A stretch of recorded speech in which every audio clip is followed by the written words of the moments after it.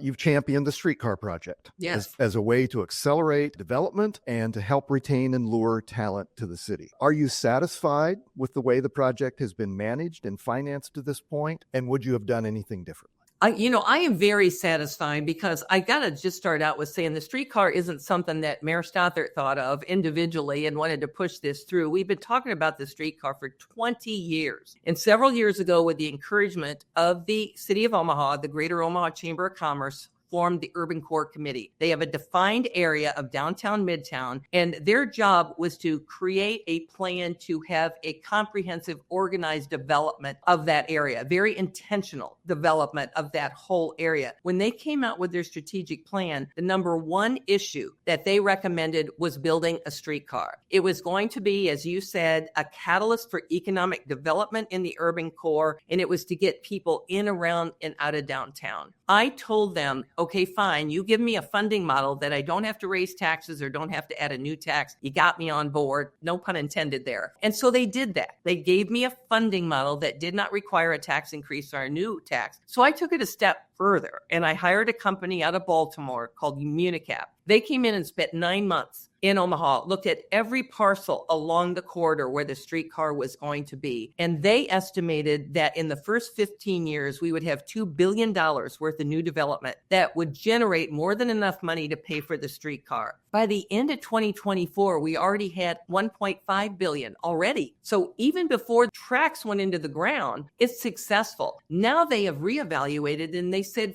$4 billion worth of new development, which will generate about $900 million, which is more than enough to pay for the streetcar, which is $389 million. It's not $500 million, $1 billion. I hear all these numbers being thrown out, but more than enough to pay for that, plus have money for other things like affordable housing. The thing of it is, people don't understand it. I think it all goes back to not the streetcar, it's taxes. And people don't want their taxes to go up. And I can guarantee people that their property tax levy is not going to go up to pay for the streetcar. And unless you are revenue producing commercial property along the route, you're not going to be paying for it. No single family, no duplexes, no 4-family, no condos. All of those are taken out. I applied for a grant with the U.S. Department of Transportation to study a route up to North Omaha, potentially up to the airport, and then looking at taking it down to the zoo in the future too. It's free too. And so you can hop on and off as much as you want. We're not depending on ridership to pay for it. And we're very confident that it will pay for itself. How do you pay for a streetcar? You build a streetcar. And if you look at my city budget, which is online,